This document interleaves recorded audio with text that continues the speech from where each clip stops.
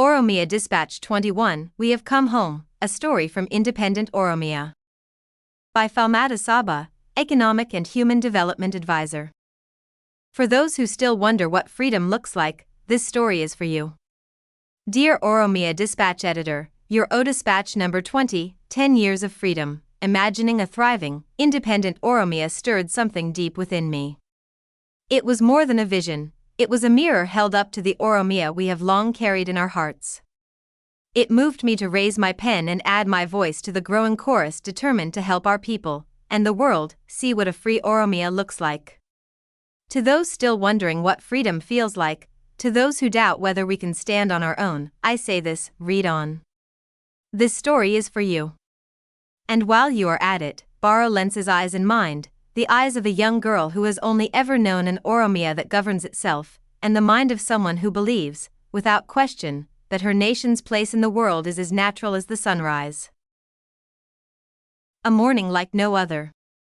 Lensa, a high school senior, awoke to the cooing of doves and sunlight spilling through the curtainless window of her bedroom in Finfinne, the capital city of an independent Oromia. It was 2035. The air was rich with the familiar aroma of her mother's buna, or coffee, brewing in the kitchen, mingling with the quiet hum of electric buses gliding along the tree-lined boulevard outside. She got up, put on her school uniform, a navy blue tunic with an embroidered Oda tree badge on the chest, and grabbed her student ID, her Oromia citizen card, and a crisp 5-lon note with Jatani Ali's face on it. These were more than pieces of plastic and paper. They were symbols of a reality her grandparents had only dared to dream of, a free Oromia. Her younger brother, Odeessa, scrolled through a youth government app showing proposals being debated in the National Assembly. One bill aimed to add the English language as a co-official language in public schools. Another focused on opening a trade route with coastal Somaliland to strengthen Oromia's regional influence. Across town, their father prepared to present a water conservation project at the Ministry of Environment and Land, whose headquarters stood proudly in the shape of an Oda canopy, half-ancient tree, half-modern solar structure. Nearby, the Oromia Supreme Court prepared for a constitutional hearing streamed live to the public, narrated in Afaan Oromoo. And so began a day in free Oromia, ordinary to its people, but miraculous in the context of history. Remembering the shadows. Later that evening, Lensa sat in her grandmother's living room in Bureyu, where portraits of fallen heroes lined the walls. One was of her great-uncle, who had been arrested in 2016 for organizing school protests in Afaan Oromoo and was murdered in an Ethiopian prison. Another was her grandmother herself, who had once hidden freedom fighters evading Ethiopian security forces beneath the kitchen floor. People thought we were being unrealistic, her grandmother said. They told us independence was impossible, that we should be grateful for crumbs.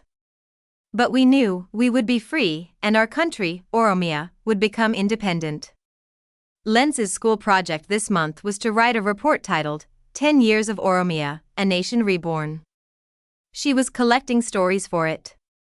So far, she had spoken with a farmer who now sells produce to Sudan and lives debt-free thanks to the National Land Reform, a software engineer developing language learning apps in Afaan Oromoo, and a refugee returnee who had opened a school in Bale for displaced Oromo children. In her research, Lensa had also uncovered striking data. Oromia's Human Development Index, HDI, which measures health, education, and living standards, had risen by an astonishing 120% since independence, the fastest rate of improvement anywhere on the continent over the last decade. Yet the HDI was only one part of a broader transformation. The Multidimensional Poverty Index, MPI, had been cut in half, reflecting major improvements in housing, nutrition, education, and basic infrastructure. Oromia's GDP per capita had doubled, driven by investments in agriculture, digital technology, and regional trade. According to the Global Peace Index, Oromia had become one of the most stable nations in East Africa, with a well-trained civilian-led defense force and strong conflict prevention institutions rooted in Gada principles. The fight against corruption had also borne fruit. According to the Corruption Perceptions Index, Oromia's public trust in government institutions had surged. Transparent budgeting, an independent anti-corruption court, and citizen oversight councils ensured accountability at every level. International watchdogs such as Freedom House and the World Governance Indicators (WGI) recognized Oromia as one of Africa's most promising young democracies, with free elections, robust civic space, and a thriving independent media in Afaan Oromoo. Lensa was especially proud of the country's progress on gender equality. The Gender Inequality Index (GII) showed dramatic improvements. Girls were completing school at the same rate as boys, maternal mortality had dropped sharply, and Oromo women now held leadership roles across government, business, and science. The country's broader Social Progress Index (SPI) also painted a hopeful picture. Access to clean drinking water, internet connectivity, housing, and emergency health services had expanded into even the most rural areas. Meanwhile, the Environmental Performance Index (EPI) revealed record-high reforestation rates, clean energy adoption, and protection of natural water sources. In every single one of these indicators, whether social, economic, environmental, or governance-related, Oromia had performed at least 67% better than it had in its final years under Ethiopian rule. It wasn't just a change of flag. It was a transformation in how people lived, breathed, and belonged. She had also visited the National Museum of Resistance, where a full-scale exhibit showed prison uniforms from Kalidi, media blackouts, and defiant protest signs. In another room was a mock-up of the Oromia passport, burgundy with the national motto stamped in gold. Bilisuman Hindalumu means freedom does not grow old. The future we're building. The next day, Lensa attended the 2035 Aricha Festival, now a national holiday celebrated across all regions of Oromia. It wasn't just a cultural ceremony anymore, it was a national renewal. Millions gathered in traditional dress, students recited poetry, musicians performed songs about rebuilding after colonization, and youth groups read aloud the new Declaration of Oromo Youth. We will not inherit silence. We will inherit duty. We will speak in our language, build in our name, and never again be told to wait. Oromia is not an idea, it is a nation. And we are its future. Afterward, Lensa and her classmates met for their civic engagement project, designing a constitutional vision board.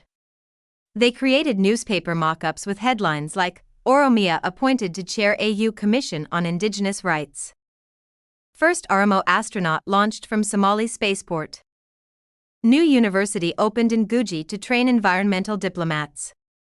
As they cut and pasted images and quotes, Lensa paused to reflect. Her people had once lived under occupation, treated as strangers in their own land. They were told that dreaming of freedom was foolish. But today, she stood in a place where the dream had grown roots, borne fruit, and become a living, breathing reality. Oromia wasn't just free. It was functional. It was flourishing.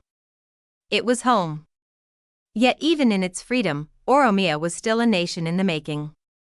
There were challenges, rebuilding roads and hospitals in areas long neglected, balancing rapid urban growth with rural equity, confronting regional climate pressures, and ensuring that no citizen, especially in pastoralist zones, felt left behind.